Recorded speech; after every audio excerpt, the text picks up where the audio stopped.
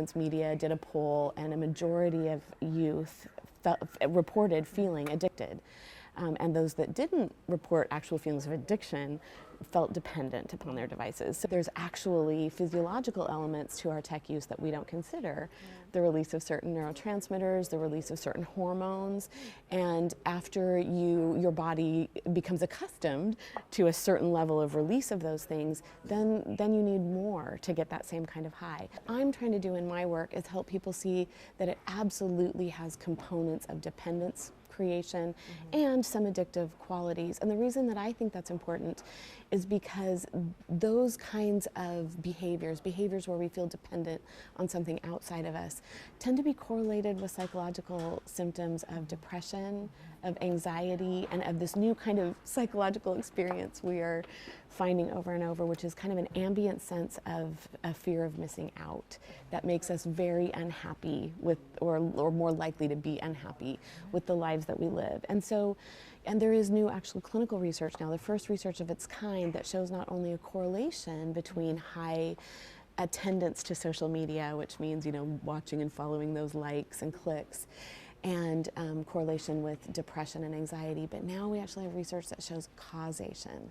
So more than 30 minutes a day with social media can cause symptoms of depression. We require our children to be online for school. We require people to be online for vocational reasons and jobs. And so then if we begin saying we're going to detox, there are real life consequences, number one. And number two, we oftentimes haven't done anything to prepare our embodied spaces to provide us with the same kind of stimulation. And we aren't wiring the brain anymore to be able to handle and tolerate boredom. That's what I wanted to ask you about. We cannot stand at an elevator or in a line for longer than 15 seconds. No, and see, life used to hand us ample opportunities to be bored. We just used to, the TV went off at a certain time, there were only 3 channels, and I'm not nostalgic in saying it was all better then. However, we did have to confront moments where we just had to entertain ourselves, where we had to be resourceful. And what that does at a physiological level is that's forcing the brain to create pathways in the regions related to boredom tolerance, to emotional regulation, to focus. And now, unless we force ourselves to have those kinds of experiences, we actually are not forcing wiring through that region of the brain, meaning it can be pruned off. So it isn't that just we're behaviorally uncomfortable standing in line. It's literally that our brain doesn't have the same capability because we haven't exposed it to that capability. I do boredom parties, and what you do is you don't curate the list of people who are coming, or if it's a family, you just you set a time, and the only requirement is that nothing can be planned ahead.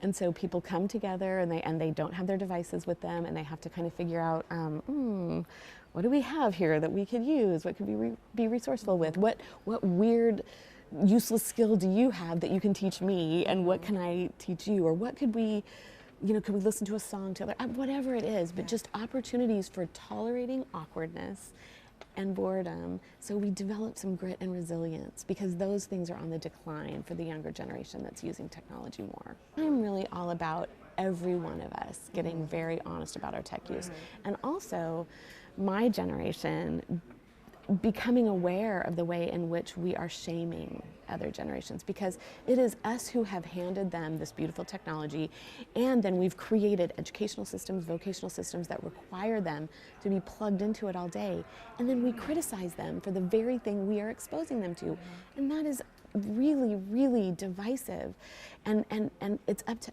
us to be honest about what we've created, and to be honest about the fact that we have not modeled well, that we oftentimes love pointing out in other people, that, oh, you're so addicted, when at the very same time we are constantly checking whatever it is that we're checking, or playing whatever game. How do you kind of take a little step with kids, do you think, to kind of just modify their behavior? Right. So the first thing I would say is becoming very thoughtful and mindful, and doing kind of a full sweep assessment early on. So trying to think about, does everything need to be digitized? Do I really need to talk to my home speaker? Because that models, there's some research that shows that even models for children kind of doing these barking order and some gender stereotypes based on how our home speakers speak to us? Or could we look something up in a cookbook? Could we wear a watch rather than modeling always looking at our phone for time? So really becoming aware of the ways that we are modeling full-scale kind of adoption of technology, and maybe making sure that there are many opportunities that our children experience in our homes that aren't digitized. So at the same time then, making sure that our homes are inviting to the whole body. So there are new tastes and new smells, and maybe at the table we never bring tech, and in our bedrooms we never bring tech. And starting those norms as early as possible. Introducing technology as late as possible. Now there are teething toys with smartphone inserts, and yes, it's a very well-selling line. And so making sure that we really pull back as much as we can. Second, making sure that when we do introduce technology to our kids, we introduce it in a way that helps them learn to use it moderately, and that helps them learn to use it in a budgeting kind of a way, rather than just handing them a smartphone with full access. You know, maybe they start out with a family phone. I'm a big believer in having family phones rather than each individual in a family having their own phone, and they share it and they learn to do some digital literacy, and they learn whether they can be responsible. I also would say making sure that when we do use tech, using high quality tech.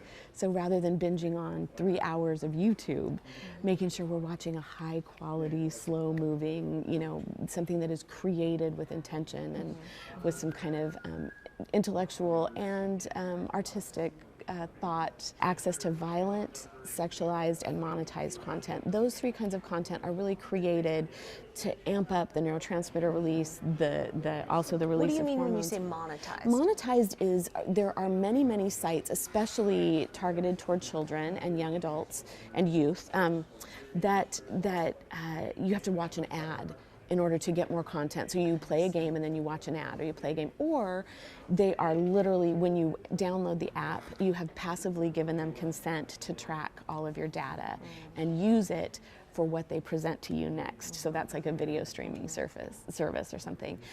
Because what those things do is they actually create this opportunity that never has a stopping point. If someone is becoming overly dependent, so they really can't have an experience unless they've read 3 or 4 Yelp reviews, or can't go to a restaurant unless they've done the same, or looked at the menu ahead of time because they can't order, if they're always ordering their things ahead of time and paying for them so they pick them up at another counter.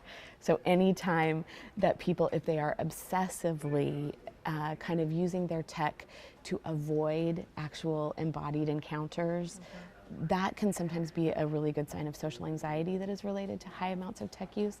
And over time, that takes a real toll on people, because... Do they think they're being smarter by doing Absolutely. that? Because I'm more efficient and I'm taking the time and now I know what I want. And, Absolutely. But and really, it's cutting them off from society. Right. It takes away the very few little opportunities. So they don't see it, really. Nope. And if we only, if we in America were great at doing things moderately, so we ordered our coffee online and picked it up at the counter, but we bought our groceries and our stereos, in places where we had to kind of interact with people. Great. But instead, we full scale push everything into those spaces, and then we rob ourselves of the opportunity to practice. And that's what I find, especially with children and young adults now, is that there is this there's such an ambient sense of competition and comparison and judgment. There's evaluation all the time. They know that they're being followed and liked, and oftentimes on a curated image of themselves rather than on their actual selves. And that translates into then when they go out and about in the world, and they don't have the skills of kind of like, how do I handle it if I do something awkward and I'm seen doing it? I don't have the skills. And so we're almost creating this like fake person online who's getting everything done and doing it well and looking good and everything, and then when we go out in the real world, we can't even keep up with ourselves, and we haven't practiced, like you said. I think that's a really interesting point. Practice being a person. It's true. With other people, and it just kind of degrades your relationship with humans, I guess. Yeah. And then we get depressed because we're like, oh, I'm not as good as I put out that I was. That's right. Invite your children and do it with them into wild, what I call fiery experiences.